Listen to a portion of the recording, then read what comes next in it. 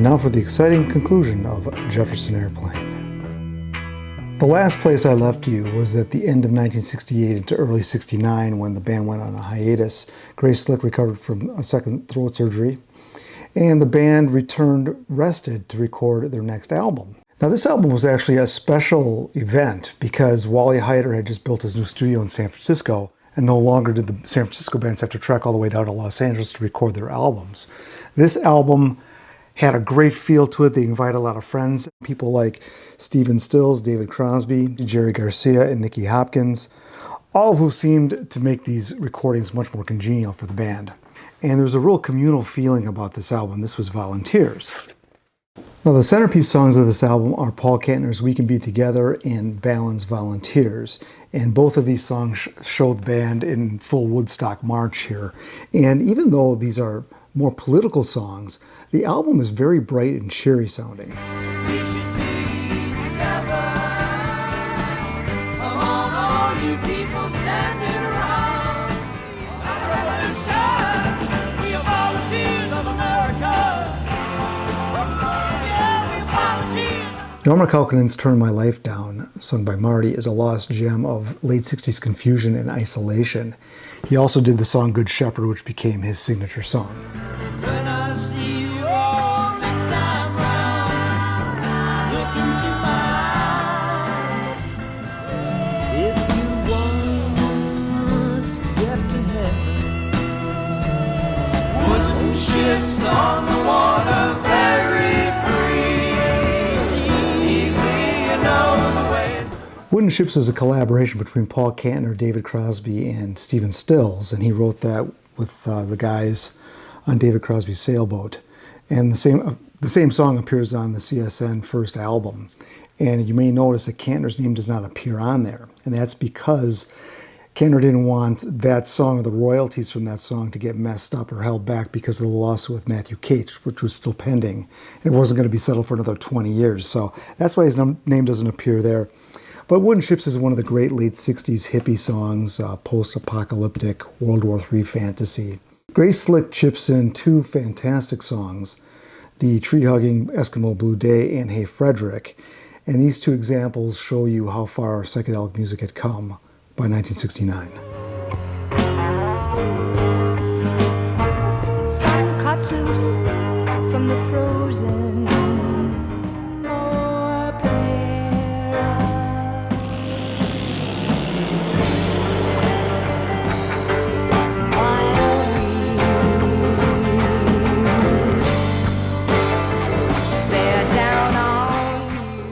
Kantner's Laid Back and Lighthearted The Farm and Dryden's Song for All Seasons are very light, and they really balance some of Slick's heavier songs on the album. Got myself a farm way out in the country. Spent time in the hayloft with the mice and the bunnies. Spent time in the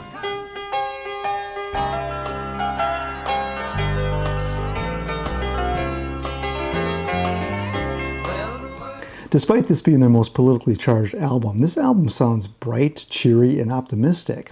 And I think this endeared them to the critics, and they called this their crowning achievement. Now, this pretty much sums up the climate of 1969 with youths ready to revolt against the establishment. This album, it's got kind of a fun cover. Very 69-ish. You can tell we're about to enter the Woodstock period here. I'll just show you the inside here. We've got the peanut butter and jelly. Not quite sure what that represents, but the band was having some fun, as you can see. And this newspaper motif gets carried on to the back, and there's even a insert here. So, you know, they were, like I say, having fun. Little pamphlet here. Now, one interesting side note of the song We Can Be Together is that the band gets away with using an obscenity, Up Against the Wall, MRFer. And, you know, I had never noticed they had said that. It's such a pleasant song. It never occurred to me that that's what they were actually saying. Now, this is only 3 years after that they were censored for the very mild lyrics on their first album, Jefferson Airplane Takes Off.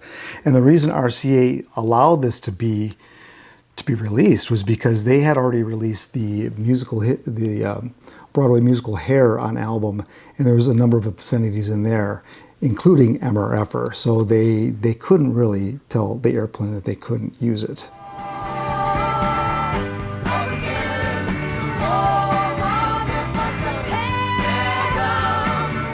Released in November of 1969, by January of 1970, this album was certified gold. And it was the most successful album since Surrealistic Pillow. Now, one of the things that was happening before this album came out, the revolution throughout the summer continued, starting with summer of '69 with the big concerts at Sheep Meadow in Central Park. That was 50,000 people. The Atlantic Pop Festival at 110,000 people. And of course, the landmark Woodstock Festival at 400,000 people. As the 60s wound down, so did the once blissful hippie movement. By late 1969, the concert Altamont, which was supposed to be kind of a West Coast Woodstock, ended in tragedy with a patron being stabbed to death by Hell's Angels. During the Jefferson Airplane's performance, the crowd got unruly and Marty Balin jumped down to help one of the patrons, who I think was being beaten up by Hell's Angel, and he got knocked out. So it was a really tense concert, and this is how things were getting by the end of the decade. You had the Manson murders. The hippie movement was getting a black eye very quickly here as the decade wound down. By 1970, more cracks in their foundation began to appear, notably with the end of the alliance between Slick and Dryden. They broke up as a couple because Dryden got married to somebody else that wasn't Grace Slick, and Slick started a romantic relationship with Paul Kantner. And they would have one child, but they would not marry. Meanwhile, Kaukonen and Cassidy began performing more with Hot Tuna, and Marty Balin started to spend more time away from the band except for performing live with them. Jack Cassidy sums it up by saying, "With Hot Tuna, there wasn't an agenda that you had to hate Nixon or had to march in the streets. Hot Tuna was our way to get a band together that made people jump up and down a little bit." So the next single they did was a song called Mexico.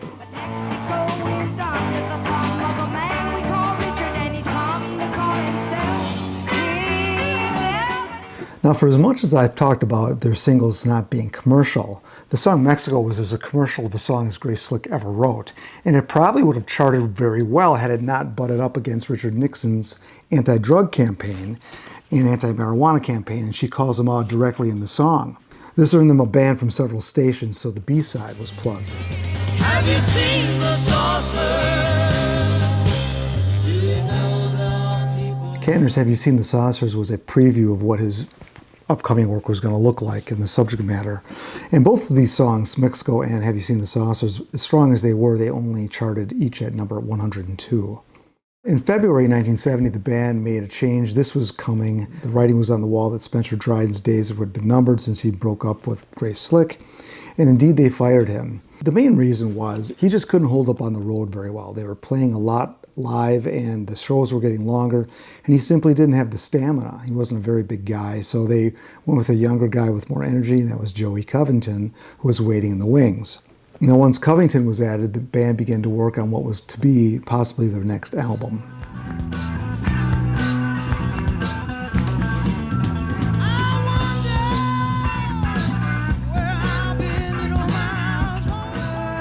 You know, you used to breathe fresh air on the island. I can give you mellow orange ball, turns to powder in your hand. Mercy, child. Woo! Mercy, girl. Got to love. Up or Down was a Peter Kaukonen song, and Frozen Noses was a Grace Slick song that was never released that pretty much summed up the state of the band at the time. These songs remained unreleased. Now, by spring 1970, Kantner gathered a bunch of musicians together for what was going to be the next Airplane album, and they started recording at Wally Heider's studio, as Kantner explains. The Blows Against the Empire album actually started as demo tracks for the next Airplane album, and Grace was helping me. The demo tracks took a life of their own. In addition to Grace Slick, who appears throughout the album, Jack and Joey play on only 2 songs, Marty co-writes 1 song, and the rest of the album was fleshed out with other musicians, with friends like Graham Nash, David Crosby, Jerry Garcia, Peter Kaukonen, Harvey Brooks, Brooke Kreitzman, Mickey Hart, and David Freiberg. Now, the same group of musicians also played on David Crosby's first solo album called If I Could Only Remember My Name, which was recorded at the same time in the same studio at Wally Heider's. Though this album is actually credited to Paul Kantner, it's actually called Paul Kantner Jefferson Starship. so that Starship name would be saved for later on for another incarnation of the band. So this is technically a Paul Kantner solo album, but it feels like the follow-up to Volunteers. The ad hoc group of musicians were referred to as PARO, the Planet Earth Rock and Roll Orchestra. They were kind of famous for guesting on other people's albums, and that's the sound that appears on this album. Now, the theme of this album is very sci-fi. It's about hijacking a starship and starting a civilization on another planet. Wave goodbye to America, say hello to the garden.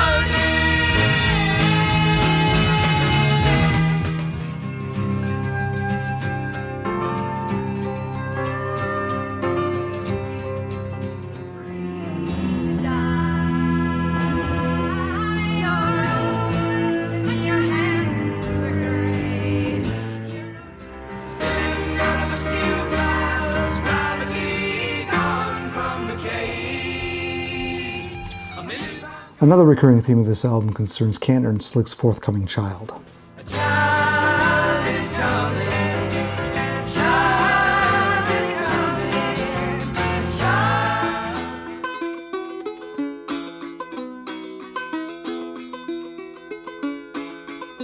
There's an island way out in the sea where the babies, they all grow on. So this album sounds looser than previous Airplane albums, and it does have this very nice charm, living room charm to it, reminiscent of some of the better tracks, acoustic tracks on Volunteers. A lot of banjos, lots of acoustic guitars. So that all sounds very nice. One of the highlights instrumentally on this album is Grace Slick's piano playing, which is throughout the record. Very good. And although Jorma does not appear on this album, his brother Peter fills in some very fine lead guitar. Hide, witch, hide, the good folks come to burn thee, their keen enjoyment hid behind. Although Blows Against the Empire sold well, the critics were not very kind to it. I think part of the reason was the sci-fi theme. Critics took pot shots at that. One of the other problems was without Marty Balin on here and without more Grace Slick lead vocals, much of the lead vocals were left to Paul Kantner. His voice was never the strength of the band, so that was another reason that this album felt a little bit weaker. But I love this album. This has got a great feel to it, and this, along with the first Crosby, Stills and Nash album, is kind of the last gasp of the 60s. So with Grace expecting a child, she and Paul bought a house in Bolinas, California, which is about an hour north of San Francisco, with the intention of getting away from the drugs and the cocaine and just the crazy band lifestyle. Since this wasn't the next Jefferson Airplane album, RCA released The Worst of Jefferson Airplane. So this is a best of. And this is a very good compilation, very nicely packaged, very tastefully done, unlike the peanut butter and jelly on the inside of this album. Actually, no, inside of Volunteers. Yeah, this has got kind of a nice throwback design, very cool labels, and a very good collection of their best material from the first album up through Volunteers. So this album sold very well, and it was kind of a stopgap because the Airplane had no new material for 1970. This ended their contract with RCA. By late 1970, the factions that had formed into the band led to the band barely communicating at this point. Jack and Jorma were busy with Hot Tuna, Grace and Paul were busy with their new domesticity, and Marty hadn't been heard from in months. Now sober and practicing yoga, Marty's healthy lifestyle didn't really jive with the band, and at this point, they were taking so many drugs he couldn't even communicate with them. The year 1970 proved to be a high hurdle for most 60s bands. In the case of Jefferson Airplane, they were only able to manage 2 new songs that whole year, Mexico and Have You Seen the Saucers? And this was just following a natural breaking up pattern that most bands go through, or in this case of Jefferson Airplane, a pattern of reinventing themselves. First of all, Marty officially announced his resignation, so the group lost its founder, as Jorma explains. Marty had this thing about my band, and maybe it started out that way in the beginning, but it really wasn't anybody's band. I don't think Marty's ever gotten over the fact that we didn't just back him up and do what he said. We did drive him nuts, but when he left, the Airplane was pretty much without direction. A couple other things that signified the end of the 60s was the closing of the Fillmore's East and West. And Bill Graham had noted that everybody, all the fans just demanded more. They wanted encores, and they didn't want intimate theaters anymore. They wanted these big outdoor concerts and big festivals. Graham just felt a shift in the whole audience. And so he ended those two great venues. They didn't come to dance and mingle anymore. They now came to be entertained. And heavier drugs dulled that peace and love vibe that was so a big part of the movement in 66 and 67. And even Glenn McKay's Headlights, a staple of the Airplane shows for 4 years, also folded and left the business. The birth of China Cantor didn't stop Grace Slick from living a little bit dangerously and on the edge. She got into a very bad car smash while racing cars with Jorma Kaukonen. She crashed into the Golden Gate Bridge, and her injuries were serious enough where they had to cancel several shows. So a new album was needed. Volunteers had been released 2 years prior to this point in 1971, and the band started to scramble to get something together. But before they did that, they formed their own record company called Grunt. And this wasn't that big of a change for them because RCA was distributing them. So it was very, very familiar and very friendly. But they had new demands that they had to meet now, not just their own bands. Over the previous months, a new member of the band was added sparingly to their live shows, and this was a 55-year-old violin player named Papa John Creech. Now, he goes way back. He was playing with Nat King Cole in the 40s, and he had been playing a lot with Hot Tuna. That's how the band came to know him very well. And he was added, and they thought that his sound would give the Airplane a jolt. Left it in the snow, so now I go to where I come from. Now I go home to the sun. The pretty lady's textbooks tell her how to have the next look. The Bible tells Ain't no lie. If you go, I won't. So these songs are from the new album, Bark, another great album cover here. And this album does sound a little bit more contemporary. I mean, mostly Kaukonen's guitar has been toned down. We don't hear that avant-garde, screechy sound like we used to hear in the feedback. He's now playing more straight blues rock, and the avant-garde feel is left to Papa John Creech.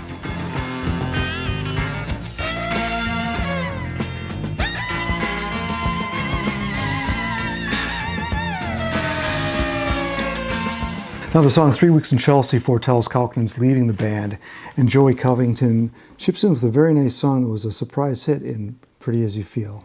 If only I could live to see the dawning of the dawn.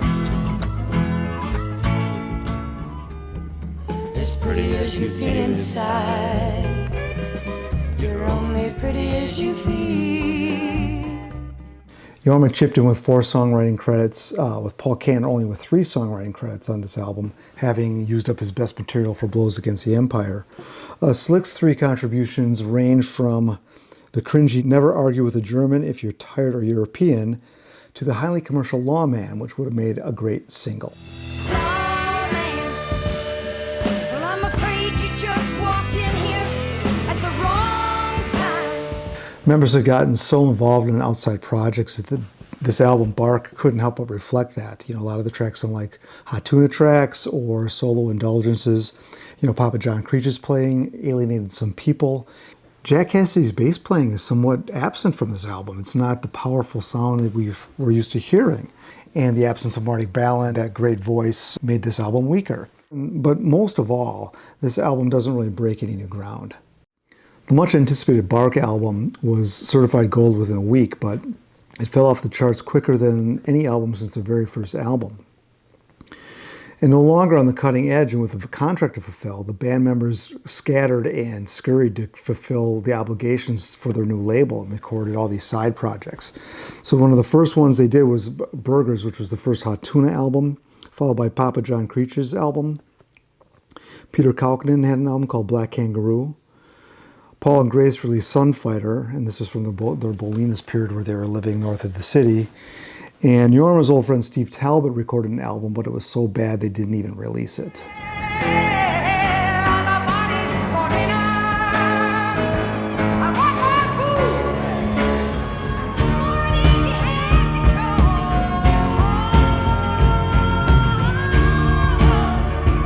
One of the things about these bands during this time, these hippie bands, is people, I think, have these visions of grandeur, this this period where there was just all this bliss and almost utopian type of lifestyle. Well, that's simply not true. I mean, Jefferson Airplane was not like that at all.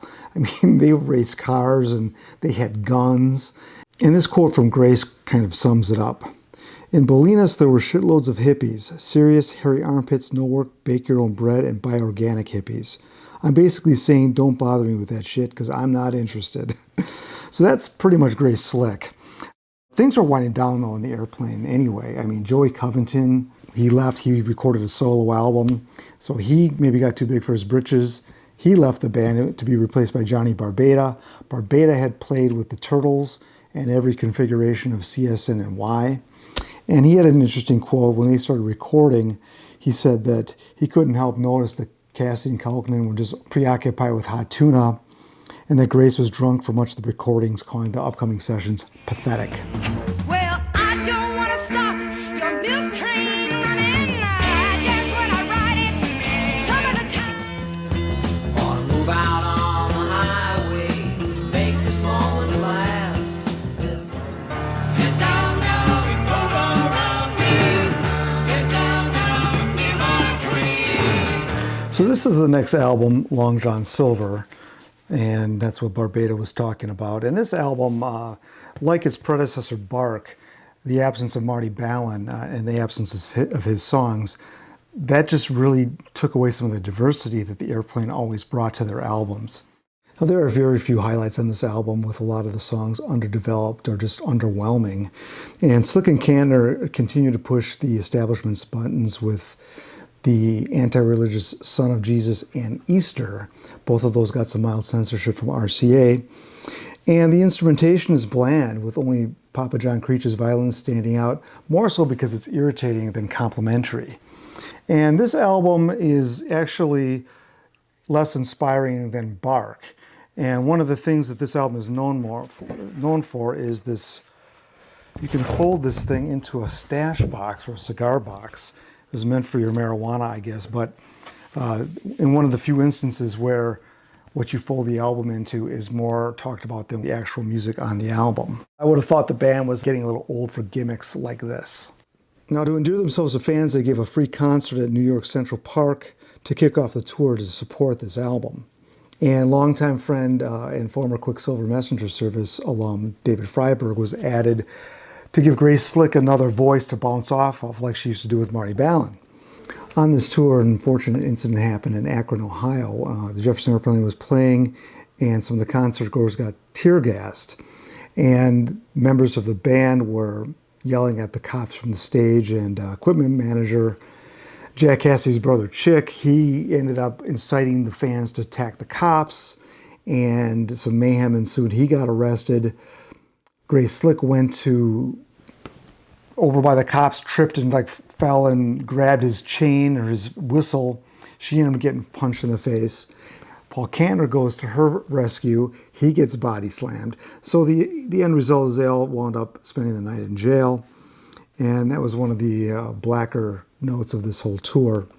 Now, the tour continued, but it ended in September 1972 with Marty Balin making an appearance. And shortly after that, Jack Cassidy and Jorma Kaukonen quit the band. One final album was released, and that's 30 Seconds Over Winterland. But this was a flicker of a once powerful band. This was the last release by the band, and a new flood of solo albums were issued. You had Baron von Tolbooth and the Chrome Nun. You had Joey Covington's Fat Fandango, Qua by Jorma Kaukonen, and Manhole by Grace Slick. So unfortunately, these offshoots all undermined the integrity of the band, and the band, Jefferson Airplane, simply just fizzled out. They didn't officially break up, but they all started just doing their own thing and would regroup shortly. But before they did, this album was released, and this is one I've talked about in the prior two videos. This is called Early Flight. And this collects several of the unreleased songs that never came out, and some of those early songs that were censored on the first album. So those versions are on this album. Now, surprisingly, this album charted at number 110, which tells me there was still plenty of demand for Jefferson Airplane product out there. And it's a very good album. It only has 9 tracks on it, but I would consider this to be an essential part of their early catalog. And I would pick this up. Too bad it's got kind of a goofy cover, but oh well, the music on it's really good. So this would be their last new material they released until a reunion album in 1989. Now, in between that, RCA didn't think that these offshoot bands would really amount to anything. Everybody was kind of fizzling out, and a new band was formed. So Paul Kantner, Grace Slick, and Marty Balin got back together and formed Jefferson Starship. And RCA thought, well, this grunt label is just a vanity label. This isn't going to amount to much. But Jefferson Starship actually outsold Jefferson Airplane by a long shot and had 8 gold albums between 1974 and 1984. I wanna ride the tiger. Only you believe, only you believe in miracles. What you doing me with your love? What you doing, baby? It feels so good. Yeah, go, I'm loving you. Run, run, run, run, run. Yeah, go, I'm watching you.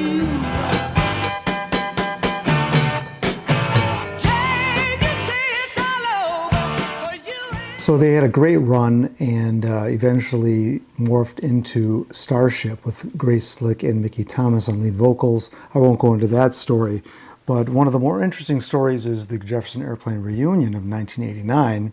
All that lawsuit stuff was finally done by then. They reunited for an album and a tour. They didn't invite Spencer Dryden back, still holding a grudge against him firing Bill Graham apparently. And again, they didn't think he could cut it because they didn't think he'd hold up well on the road. So those things, some of those grudges just don't go away. But that is one concert I passed up. I wish, that's one of the few concerts I regret missing. I went and saw The Who instead. And I only had so much money in those days. And if I could choose it again, I would choose Jefferson Airplane over The Who. But anyway, that album came out, and it was Grace Slick's really her last hurrah because she essentially retired after that tour. So the legacy of Jefferson Airplane is, they're really essential 60s listening, and it's all in the grooves, folks. Plenty of good stuff in there, and obviously I know many of you are big fans of Jefferson Starship. Also some great albums there as well.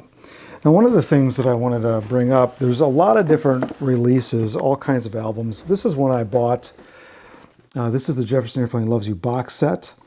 And this has got a really nice collection of their whole catalog. It's got a couple unreleased songs as well. The booklet is a little bit hard to read, though, as I get older. It's kind of hard to read the type on this psychedelic backdrop. But, yeah. I could read it better when I bought this 20 years ago. But anyway, this is actually a very good set. This is on CD. The other thing I want to mention is this book by Jeff Tamarkin. This is, I would say, the best band biography I've ever read. Tamarkin is a skilled writer. He's a fan, but he's not a fanboy. So the thing about, if you're writing anything about any 60s rock bands, there's always hilarious stuff because they're so immature and they do goofy things. And he goes into all that, and it just makes, it brings humor to this book and to the story. And one of the things that I know makes him a good writer and a good researcher is he gets to the bottom of the lawsuit between Cates and the band and how that took 20 years, and he sums it up very well and really puts it in layman's terms. So I would highly recommend this. A lot of the information I got for these videos came from this, but I left tons out. I just couldn't put it all. I would need another couple of videos to include everything here. So pick up this book if you get a chance. Jefferson Airplane lasted longer than most of their contemporaries, and they left behind an enviable catalog of music. And it wasn't music that simply reflected the 60s, but defined it. So there is my series on Jefferson Airplane. Thanks for watching all 3 parts. I hope you did. And if you are interested in supporting the work I do here on Pop Goes the 60s, I have a new Patreon page that I will put a link to below that you can help support the channel by donating. And what you get for the donations is explained. I've got lots of good fun stuff that you get as a member. Early videos, raffles, some downloads. And I'll probably put a download for one of these unreleased songs up there to my Patreon supporters as well. I'm not sure which one yet, but I'll surprise you. So thank you so much for watching, and you have just watched. One more time. And I really appreciate you watching Pop Goes the 60s. When the sun